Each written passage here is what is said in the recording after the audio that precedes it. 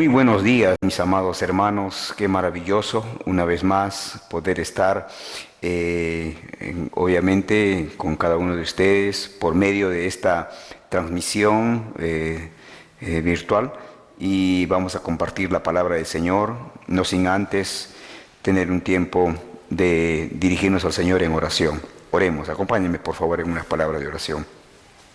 Padre, en el nombre de Cristo Jesús, quiero darte gracias, Señor, porque por tu gracia y tu misericordia, Señor, usted permite, Padre Santo, que podamos estar, Señor, conectados por medio de esta transmisión virtual, Señor, con cada uno de mis hermanos.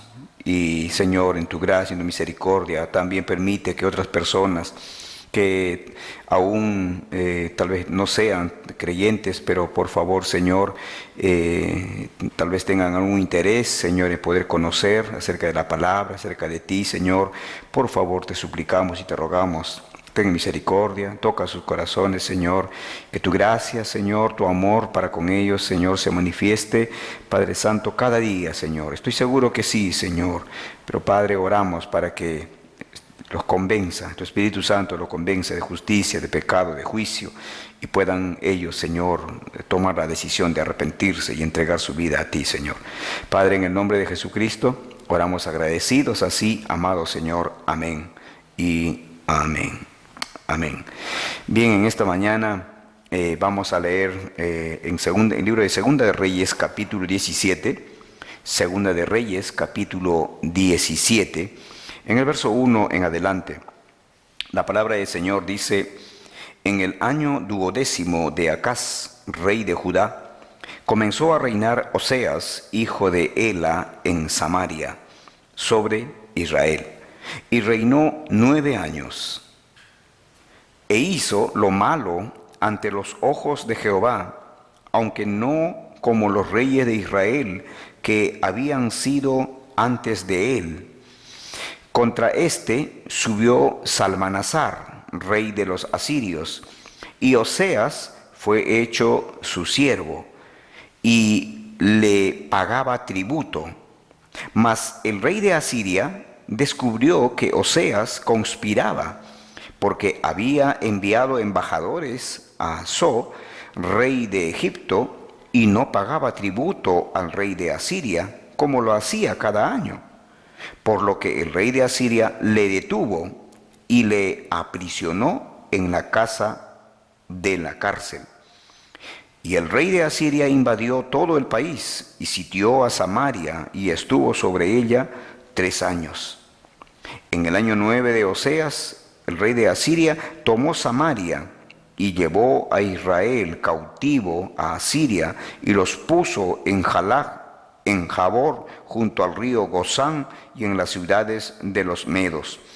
Porque los hijos de Israel pecaron contra Jehová su Dios, que los sacó de tierra de Egipto, debajo la mano de Faraón, rey de Egipto, y temieron a dioses ajenos, y anduvieron en los estatutos de las naciones que Jehová había lanzado de delante de los hijos de Israel, y en los estatutos que hicieron los reyes de Israel.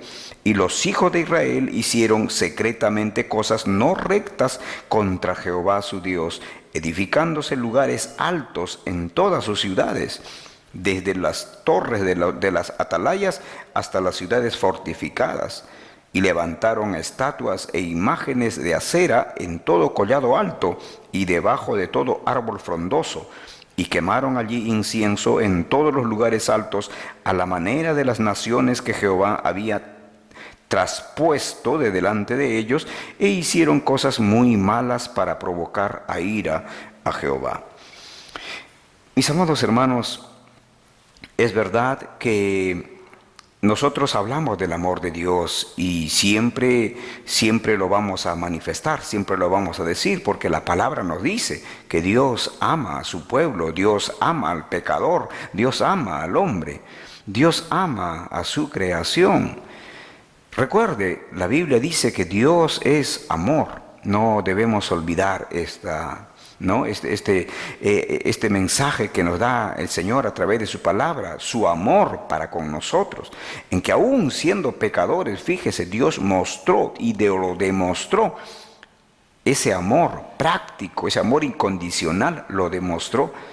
Pero esa es una parte. La otra parte es que Dios también es ira, es fuego consumidor. Dios también disciplina, corrige. La ira del Señor viene tras la desobediencia de cada una de las personas. Dios en su gracia, en su amor, sí, el deseo y la voluntad de Dios es que se salve, y eso es lo que estaba pasando aquí con este pueblo de Samaria, Israel, pueblo de Dios, el pueblo que de hecho Dios había elegido para que sea un pueblo que lo honre, que lo alabe, que lo adore, que le sirva, que sea un pueblo obviamente tomado por Dios para poder bendecir a las naciones. Recuerde que el Señor le dijo a Abraham: en ti serán benditas todas las familias de la tierra. Y el deseo de Dios cuando obviamente toma a alguien, en este caso al pueblo de Israel, a Jacob lo tomó, y obviamente de Jacob la bendición vendría para toda la humanidad. Pero recuerde que también en estos tiempos Dios sigue llamando a las personas, sigue tomando a las personas, obviamente, ¿para qué? Para que esas personas puedan seguir siendo de bendición para muchas personas, para multitudes, para el mundo entero. Pero sabe, aquí obviamente el deseo de Dios era que Israel, su pueblo, fuese bendecido, tuviese bienestar, estuviese lleno de paz, de armonía. El deseo de Dios no es que la ira, su ira, esa consecuencia de esa rebeldía, no es el deseo de Dios para el pueblo de Israel. Pero sin embargo, mis amados hermanos, vemos la caída de Samaria, vemos cómo Israel es llevado cautivo. ¿Pero por qué razón? Pues en primer lugar, el pueblo se alejó de su Señor, porque eso es lo que, fíjese, dice en el verso 2, hizo lo malo ante los ojos de Jehová, aunque no como los reyes de Israel que habían sido antes de él. En primer lugar, su gobernante. En primer lugar, la cabeza, y esto demanda mucho de cada uno de los varones, nosotros que somos la cabeza en el hogar. Si nosotros caminamos mal, con toda seguridad, nuestra familia también sufrirá las consecuencias. Y esto trae obviamente trae un motivo de poder reflexionar, pensar cada vez que actuamos mal. Muchas veces lo hacemos, muchas veces hemos cometido errores, hemos fallado, hemos cometido traspiés, hemos cometido, como quien dice criollamente tal vez, hemos hecho tantas cosas necias, hemos sido necios, hemos sido tontos, al poder hacer cosas, obviamente llevados por esa ceguedad, llevados por la necedad, hemos hecho cosas indebidas y nuestra familia ha sufrido las consecuencias. Y aquí el rey está haciendo cosas indebidas, obviamente hace lo malo delante de Dios, y sabe, Dios levanta a un hombre, Salmanasar, rey de los asirios, y de hecho este es el látigo, si se puede decir así, el látigo que el Señor levanta para poder disciplinar, para poder darle azotes a su pueblo. Aun cuando lo ame, Dios va a permitir que la ira llegue a su pueblo, aun cuando Dios siga amando a su pueblo. Es como el padre que ama a su hijo, a su hija, y obviamente cuando por su desobediencia, cuando por su necedad, por su terquedad, se hace algún daño o comienza a llorar por consecuencias, obviamente, de la misma desobediencia, de no haber hecho, de no haber obedecido, de no haber acatado ciertas cosas, ciertas indicaciones, y ahora obviamente está sufriendo por lo que no obedeció. Y entonces uno como padre ve a su hijo o a su hija, y al verlo llorar, ver correr esas lágrimas en el corazón de uno se quiebra, el corazón se rompe en cuadritos, Porque uno sufre al ver llorar, al ver sufrir a su hijo, a su hija. Todo padre sufre, toda madre sufre. Pero, ¿sabe? Aún a pesar de todo eso, fíjese, Dios está permitiendo esto que le ocurra a Israel, pero no por eso quiere decir de que Dios ya no ame a su pueblo. Dios sigue amando a su pueblo, y si permite estas cosas, es para que su pueblo pueda ser fraguado, para que su pueblo pueda de alguna forma entender y pueda volverse a Él. ¿Sabe? Este pueblo dejó completamente al Señor. Definitivamente que los hijos de Israel, dice, pecaron contra Jehová en el verso 7, y no reconocieron, ya no recordaban que Dios los sacó de la tierra de Egipto, de la mano del faraón, de allí los liberó. Y ellos olvidaron todo lo que Dios había hecho por ellos y comenzaron a acercarse, comenzaron a pegarse, comenzaron a buscar a otros dioses. Depositaron sus confianzas en otras cosas. ¿Cuántas veces, mis amados hermanos, hemos visto la mano de Dios a favor nuestro? El milagro de Dios, sanidad, liberación, santificación. Hemos visto cómo Dios nos ha dado nuevas oportunidades después de haber cometido traspiés, haber fallado, y Dios nos ha dado nuevas oportunidades. Y aún así, al pasar el tiempo, a veces olvidamos todo lo que Dios ha hecho por nosotros. Olvidamos que Dios es un Dios todopoderoso, un Dios el Dios de los imposibles, el Dios de las nuevas oportunidades, y comenzamos a confiar en otras cosas. Comenzamos a confiar tal vez más en el trabajo, tal vez más en la profesión que uno tiene. Comenzamos a confiar tal vez en ciertas personas, como lo que ya se comienza, de pronto ya se comenzó la carrera por las elecciones presidenciales, y entonces a veces aún podemos caer de repente en el tema de que, bueno, yo pongo mi confianza en tal o cual persona, ¿no? Mis amados hermanos, nuestra confianza está en el Señor.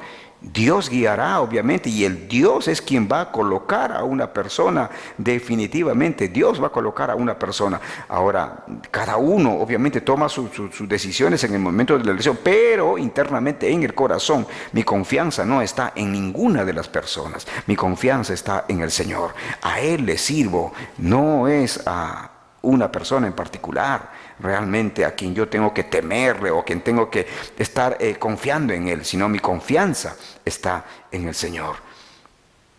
Eso es lo que tenemos que hacer cada uno de nosotros, mis amados hermanos, confiar plenamente en el Señor, no dejar de adorar a nuestro Dios, de servir a nuestro Dios, de confiar plenamente en Él, de poder decir: Señor, si yo estoy contigo, ¿quién contra mí? No, si yo estoy, Señor, si tú estás conmigo, nada ni nadie, Señor, me podrá separar de tu amor. Señor, estoy aquí hasta el día que tú quieres que esté, y cuando, Señor, usted me llame, también me iré a encontrarme contigo. Entonces no está el temor en ninguna de las cosas, sino solo en poder agradarle al Señor. Pero también, ¿sabes? Estas personas se amoldaron a este mundo, porque finalmente, mis amados hermanos, en el verso 8 dice: anduvieron en los estatutos de las naciones que Jehová había lanzado de delante de los hijos de Israel, y en los estatutos que hicieron los reyes de Israel. Amados hermanos, estas personas comenzaron ya no a caminar según los principios de la palabra, sino según cómo opinaban, según los opinólogos, según los politólogos, según una serie de pensamientos, de ideas, de consejos meramente humanos.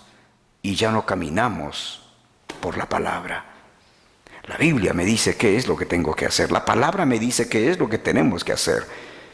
Definitivamente hay cosas en las cuales definitivamente debemos ponernos a pensar, porque aquí hay como una llamada de atención. ¿Cómo es posible que siendo un cristiano, un hombre que ha visto el obrar de Dios, las maravillas de Dios, es heredero de todas las cosas maravillosas que Dios ha hecho en su vida y por la familia y por su pueblo, ahora este mismo pueblo está haciendo cosas, caminando bajo la directriz, bajo los principios, no de la palabra, sino de los principios humanos? Por eso, mis amados hermanos, tengamos mucho cuidado en no dejar la palabra del Señor. No en vano el Señor le dijo a Josué, ¿no? Medita de día y de noche, para que la palabra de Dios obviamente pueda ser tenida o llevada a su corazón, guardada en su corazón, pero también puesto en práctica, para que al caminar él a través de los principios de la palabra de Dios, Dios siempre estaría respaldándolo a Josué, ¿no?